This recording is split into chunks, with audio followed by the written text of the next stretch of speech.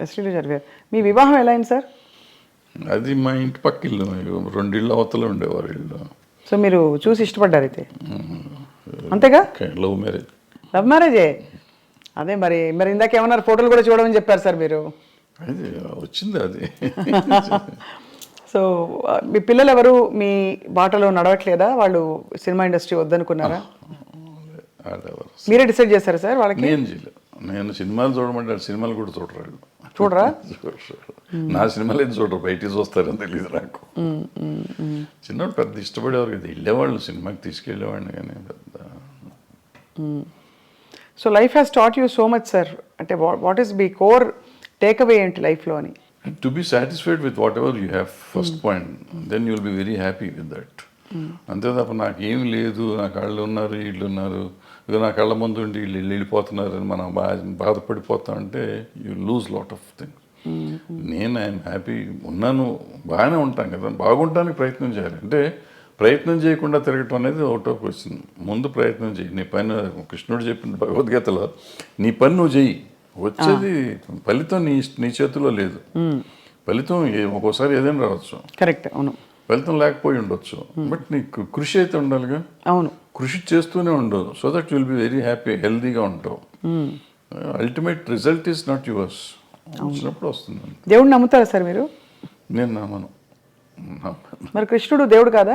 అంటే ఆయన చెప్పిన భగవద్గీత నమ్ముతారు మీరు? ఏదైనా నమ్ముతుంది. నమ్మటం అనేది ఏముందమ్మా దీంట్లో? ఆయన చెప్పింది ఇప్పుడు అందరూ ప్రపంచం అంతా నమ్ముతుంది కదా భగవద్గీతని. అందులో ఆయన చెప్పింది నేను చెప్తున్నాను. నేను చెప్పటం కదా, నేను ఏదో ఇదేం కాదు, అదే కదా అంటారు. మన లైఫ్ జీవనసారం అంటారే, జీవనసారం అంతకంటే ఏముంది? మనం చేయాల్సింది చేయకుండా నాకు లేదు. ఇప్పుడు మనం చాలామంది సినిమా ఇండస్ట్రీలో ఉన్నాడు అంటారు, నాకు సినిమా ఇండస్ట్రీ నేను ఎవడు రమ్మన్నాడు? నువ్వు యూ చూస్ యువర్ సెల్ఫ్. మీరు ఇక్కడికి వచ్చి దీన్ని కావాలని కోరుకుని ఏదో ఇస్తారంటే నువ్వు సాధించాలి. వాళ్ళు చిరంజీవి గారు, ఎన్టీ రామారావు గారు, నాగేశ్వరరావు గారు వీళ్ళంతా సాధించి వాళ్ళు గొప్పవాళ్ళు అయ్యారు. చాలా కష్టపడి ఉంటారు కదా సార్. ఇంత వాళ్ళలాగా వాళ్ళు వచ్చేసింది, వాళ్ళకి అంత వచ్చింది, నాకెందుకు రాలేదంటే వాళ్ళలాగా నువ్వు ఏమైనా చేసావా? నువ్వు చేయలా. నువ్వు చేసింది చేస్తే నీ పరిధికి ఎంత ఉందో అంత పరిధి నీకు వస్తానే ఉంది. నీ టాలెంట్కి సంబంధించి ఇప్పుడు నేనున్నానమ్మా, నేను సినిమాల్లో 1 వేషం వేసి ప్రకాష్ రాజ్కి అంత ఇచ్చేస్తున్నారు, ఆడ పెట్టుకుని నన్ను ఎందుకు పెట్టుకోలేదంటే నాకు పర్సనాలిటీ ఉంది కదా. ఆయన యాక్టరు, ఇవాళ దేశాన్ని ప్రపంచంలోనే ఆయన పేరు చెప్పుకునే అంత గొప్ప యాక్టర్ అతను. అవును. అతనిలాగా నేనున్నాను, ఒడ్డు పొడుగున్నాను, డైరెక్ట్ చేశాను, 2 సినిమాలు యాక్ట్ చేశాను, ఆయన పెట్టుకుంటారు నన్ను పెట్టుకోరని ఏడిస్తే నా ఆరోగ్యం చెడుతుంది తప్ప ఏం రాదు, పోదు, నాకేం రాదు.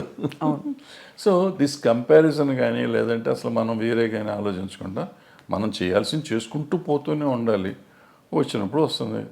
సార్ తెలుగు ఫిల్మ్ ఛాంబర్ ప్రెసిడెంట్గా మీరు వ్యవహరించారు.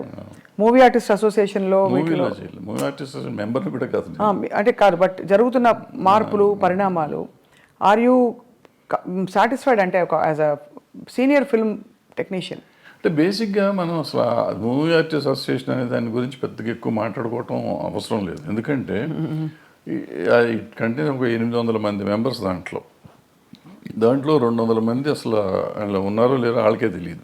కానీ అంత ఢిల్లీ ఎలక్షన్ లెవెల్లో చేస్తారు కదా సార్, దాని ఊరికి చేసుకుంటారు, చేస్తారో అనవసరం, చేయాల్సిన అవసరం లేదు. అది ఈవెన్ ఛాంబర్ ఎలక్షన్ కూడా నేను మొన్న లాస్ట్ బిఫోర్ ఇయర్ ఎప్పుడు చెప్తే ఎందుకు చేస్తున్నారంటే దాన్ని పోయే కాలం వచ్చిందని తిట్టొచ్చారు. మీడియా ముందే తిట్టొచ్చాను ఆ రోజు. అంతే, మనకి ఏదో సరదాగా ఎలక్షన్ చేసుకోవాలి తప్ప దీంట్లో రూపాయి వచ్చేది లేదు ఎవరికి. ఫస్ట్ పాయింట్ మన టైం వేస్ట్. బట్ నువ్వు సర్వీస్ చేద్దామని వచ్చినప్పుడు డబ్బులు ఎందుకు ఖర్చు పెడతావు? నువ్వు చేసే సర్వీసే ఎక్కువ, సర్వీస్ చేస్తున్నావు. సర్వీస్ చేస్తానికి వచ్చి నువ్వు ₹1 కోటి ఖర్చు పెట్టి నువ్వు వస్తే నీ మోటివ్ ఏంటి? నీ మోటివ్ సర్వీస్ మోటివ్ కాదు. ఇంకా పవర్ వల్ల వచ్చేది కూడా ఏం లేదు. ఏముంటాం పవర్ వల్ల? మ్యాక్సిమం ఎప్పుడన్నా చీఫ్ మినిస్టర్ ఇంకోళ్ళు పిలిస్తే మీటింగులకు పిలిచినప్పుడు వెళ్ళి కూర్చుంటే ఏమిస్తారు అక్కడ, అటుకులను జీడిపప్పు ఇస్తారు, అంతే, ఒక కప్పు కాఫీ ఇస్తారు. దానికోసం నువ్వు తాపత్రయపడతావు ఎందుకు? అంటే ఆల్రెడీ నీకు ఆ వాల్యూ ఉంది. నిన్ను ముఖ్యమంత్రి గారు పిలిచే లెవెల్ మీరు ఉన్నారు, ఆల్రెడీ పెరిగే ఉన్నారు. ఇవాళ దానికోసం కొట్టుకోవాల్సిన అవసరం లేదు కదా. ఏ పిచ్చి పనులు. సో అయితే అదే బట్ వివాదాలు మాత్రం వారానికి ఒకటి వస్తుంది. Jani master issue, Raj Tarun Lavanya issue. అవన్నీ ఇప్పుడు ఇంతమంది ఉన్న ఇండస్ట్రీలో ఇష్యూస్ ఉంటా ఉంటాయి. ఆ ఇష్యూని మనం సీరియస్గా తీసుకోకపోవటం అనేది మనం ఆలోచించుకోవాలి. ఏదో ఉంటాయి, ఉన్నప్పుడు దానికి పెట్టుకోవటం. సార్, మోహన్ బాబు గారి ఇంట్లో జరిగిన తగాదాలు ఏవైతేనా మీరు ఒక అంటే టెక్నీషియన్గా, సినిమా ఇండస్ట్రీ వ్యక్తిగా మీరు సమాధానించి చెప్పారా? ఎవరికి? ఆయనతోనా? ఆయనతో ఇది ఏదో అది పర్సనల్గా కదా. ఒకవేళ నేను మాట్లాడినప్పుడు నేను పబ్లిక్లో చెప్పకూడదు కదా. ఇప్పుడు నేను నిజంగా వాళ్ళ వెల్విషర్ని అయితే, ఒకవేళ నేను ఇల్లు అక్కడ ఏళ్ళు పెట్టానా లేదా అనేది తర్వాత సంగతి.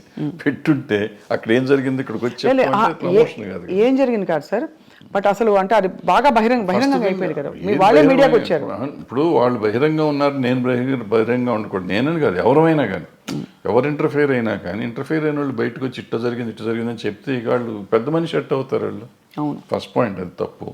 రెండోది అటువంటివి జరగటం విచారకరం. అందులో మనవాళ్ళు కావాల్సిన వాళ్ళు, పిల్లలు మంచివాళ్ళు, తండ్రి మంచివాడు, ఈ రకాల ఎందుకు సమస్య వచ్చిందని నాకైతే అర్థం కాలేదు. నాతో అందరూ బాగుంటారు, 4-3 పిల్లలు బాగుంటారు, ఆయన బాగుంటారు, మోహన్ బాబు గారు బాగుంటారు, అందరూ వెరీ నైస్ పీపుల్. చాలా మర్యాదగా నాతో చాలా అంకుల్ అంటారు పిల్లలు. ఆయన తమ్ముడు అంటూ ఉంటాడు. వాళ్ళ ఇంట్లో అట్లా జరిగిందంటే నాకు నిజంగా బాధగా ఉంది. I just really wanted to go and speak, but ఏమో ఎందుకు డెలికసీస్ వాళ్ళవి మనకి ఎందుకని నేను అడగలేదు.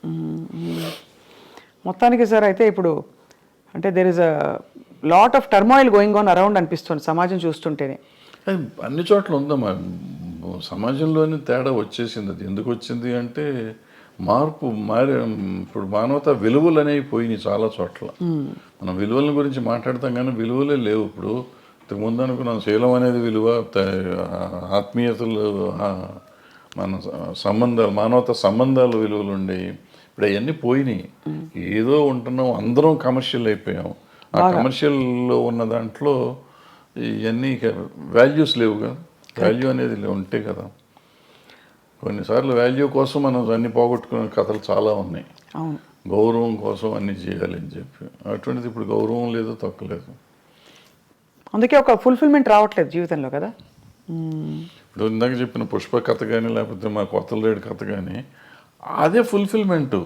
వాళ్ళ భార్య కోసం భర్త, భర్త కోసం భార్య, తండ్రి కోసం కొడుకు అని ఇవన్నీ. అయితే భగవద్గీతలో కూతురు కోసం తండ్రి, తండ్రి కోసం కూతురు, ఇవి మానవతా విలువలు. అంటే వాటి కోసం అది ఎంత కమర్షియల్గా చేసినా కానీ మనం ఇవాళకి ఫీల్ అయ్యి సినిమాలు చూస్తున్నాం.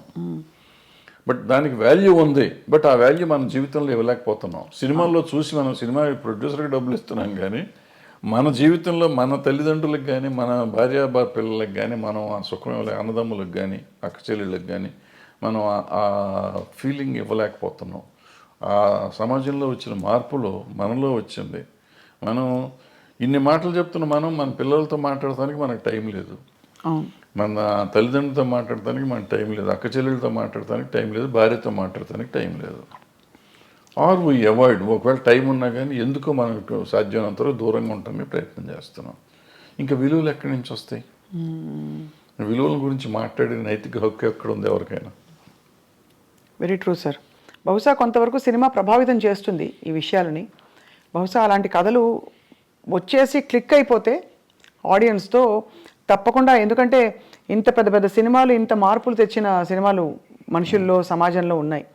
చెడు ప్రభావం చూపించిన సినిమాలు కూడా కొంత ఎంతో అంతో ఉండుంటాయి. నిజం చెప్పాలంటే నేను పుష్ప 2 చూడకూడదు అనుకున్నా. ఎందుకంటే బయట చెప్పిన మాటలు, అదేదో షెకావత్ మీద ఉచ్చబోస్తాడు ఇటువంటి అన్ని విని, ఇటువంటి పిచ్చి సినిమాలు చూడాలా మనం ఎందుకు అని చెప్పి చూడాలి. ఎందుకో చూద్దామని మనం పెట్టుకున్న ఫస్ట్ హాఫ్లో నాకు చిరాకుగా ఉండింది. ఫస్ట్ హాఫ్ చూస్తానికి నాకు took me about 5 hours first half చూడటానికి. ఇంటర్వెల్లో వెళ్ళి మెల్లిగా భోంచేసి వచ్చి కూర్చున్నాం. మళ్ళీ సరే చూద్దాం వద్దా 10 నిమిషాలు ఆలోచించి పెట్టినా డోంట్ బిలీవ్, ఆ 1:20 నిమిషాలు, 1:40 నిమిషాలు ఉంది ఆ సినిమా. మొత్తం కంప్లీట్ చూసి ఐ వాజ్ క్రయింగ్ యాక్చువల్గా. అంటే అక్కడ నీకు లైఫ్ ఉంది, అంతకుముందు లైఫ్ లేదు, అంతా ఏదో సినిమాలు కమర్షియల్గా ఉండేదంతా తీసాడు ఆయన. ఇక్కడ జీవితం తీశాడు. ఆ భార్యాభర్తల అనుబంధాన్ని చూస్తే నాకు అసలు పిచ్చెక్కిపోయింది. ఆ అమ్మాయి కోసం ఇతను తప్పను కానీ వేరే సీన్లో ఆ అమ్మాయి వాళ్ళని చాట్ చేసిన సీన్ కానీ, తర్వాత ఆడబిడ్డ కోసం ఇతను వెళ్ళి ఫైటింగ్ చేస్తున్నాడు. అంటే వాడు అంత పెద్ద డాన్ లాంటి వాడు వెళ్ళి లైఫ్ను పోగొట్టుకుంటున్నాడు, డబ్బును పోగొట్టుకుంటున్నాడు. ఎన్ని పోయినా పర్లేదు, నాకు పిల్లలు కాపాడితే చాలనే ఫీలింగ్ తెచ్చా. అంటే మనలో కూడా ఒక ఆవేశం తీసుకురాగలిగాడు. ఖచ్చితంగా సార్. ఏసే నా కొడుకు అనే ఫీలింగ్ ఉంది ఆ సినిమా చూస్తానంటే. వదిలిపెడతావేంటారు నువ్వు అసలు అనే ఫీలింగ్ ఉండేది. ఆ దీనికి తీసుకెళ్ళారంటే మనలో ప్రతి మనిషిలోనూ అంత ఎమోషన్ తీసుకురాగలిగితే బాగుంటుంది. అవును. సినిమా డబ్బులు ఇచ్చి సినిమా చూడటం కాదు, సినిమాతో పాటు మనం నేర్చుకోవాల్సింది అది. మనం అది వదిలిపెట్టేస్తాం. దాంట్లో వాడు స్మగ్లింగ్ ఎలా చేశాడు, ఎలా దొంగతనం చేశాడు, ఎవరిని చంపాడు, ఎలా చంపాడు, అల్లు అర్జున్ కత్తితో కొట్టాడా చంపాడా, ఇది ఆలోచిస్తాం. అల్లు అర్జున్ అనే క్యారెక్టర్ రష్మిక అనే క్యారెక్టర్ని ఎంత బాగా ప్రేమించాడు, రష్మిక అనే క్యారెక్టర్ అల్లు అర్జున్ అనే క్యారెక్టర్ని ఎంత బాగా ప్రేమించింది, అంటే నా క్యారెక్టర్స్ ఒరిజినల్ని అనేది మనం ఎవరిని ఆలోచిస్తున్నాం. Very very true sir. I think human values relationships నిలబడ్డప్పుడే టోటల్ సక్సెస్ అని చెప్పచ్చు. సినిమాకి కావచ్చు, జీవితాల్లో కావచ్చు. కానీ భరద్వాజ్ గారు మీరు మళ్ళీ వెబ్ సిరీస్ కానీ ఇంకా ఏమన్నా వెంచర్స్ కానీ క్రియేటివ్ వెంచర్స్ చేసే అవకాశాలు ఉన్నాయా? ఏమన్నా వర్క్ చేస్తారా? చెప్తున్నా కదా, నేను పని చేస్తానే ఉంటా, ఖాళీకి ఏం లేను. ఏదో ఇటువంటి కథ రాసుకోవటం రైటమో చేస్తా ఉంటాను. మనకి అవకాశం కూడా రావాలి కదా, అవకాశం వస్తే చేస్తానికి రెడీగానే ఉన్నాం. బట్ నేను ఇందాక చెప్పినట్టు I keep on trying to do something. అవుతుందా అవదా నాకు తెలియదు, అయినప్పుడు అవుతుందా, అవ్వకపోతే కూడా నష్టం లేదు, అయితే లాభం లేదు. బట్ మీరు you're always in the news and everybody watches your videos. మీ వీడియోస్కి చాలా మంచి స్పందన చూశాను నేను. కాబట్టి పొలిటికల్ ఇష్యూస్ కావచ్చు, సినిమా ఇండస్ట్రీలో అవుతున్న అంశాలు కావచ్చు సార్, ఎప్పుడు మీరు ఏదో ఒక కొత్త విషయం చెప్తారు, లేదు పాత విషయం అయినా కొత్తగా చెప్తారని ఆశిస్తూ ఉంటాం, ఎదురు చూస్తూ ఉంటాం మీ దీనికోసం. సో అది సార్, చాలా ఆనెస్ట్ కాన్వర్జేషన్ సార్ ఇవాళ. ఇంత డీటెయిల్గా ఎప్పుడు మాట్లాడి నాకు తెలియదు. కానీ మీ సినిమాలో నేను నటించాననే ఒక చిన్న విషయాన్ని నేను ఇప్పుడు అందరికీ పోతే పోనీ సినిమాలో చాలా ఎంజాయ్ చేశాను sir. Those few days of work. ఆ క్యారెక్టర్ కూడా నా రియల్ క్యారెక్టర్ కాబట్టి, జర్నలిస్ట్ క్యారెక్టర్ కాబట్టి నాకు ఐ ఫెల్ట్ ఎట్ హోమ్. అది thanks for the opportunity sir. And తప్పకుండా మీతో టచ్లో ఉంటాం. అప్పుడప్పుడు ఏమన్నా ఉపద్రవాలు వచ్చినా, సునామీలు వచ్చినా వచ్చి మళ్ళీ మిమ్మల్ని పలకరిస్తాం. సునామీ ఎందుకు వచ్చింది భరద్వాజ్ గారు? Thank you sir. నమస్కారం.